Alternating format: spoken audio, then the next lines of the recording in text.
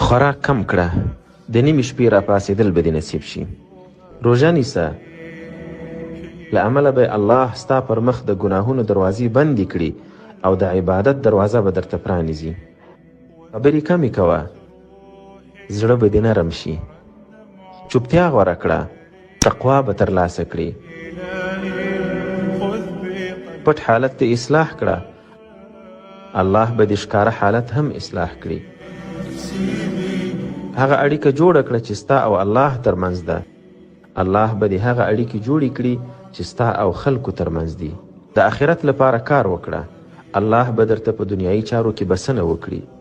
دنیا د آخرت بدل کې وپلوره، دواړو کې به ګټه وکړي. او آخرت د دنیا بدل کې مه پلوره، دواړه به له لاسه ورکړي. او د الله تعالی دا قول در یاد کړئ او خپل منځ کې یادوئ. بسم الله الرحمن الرحیم.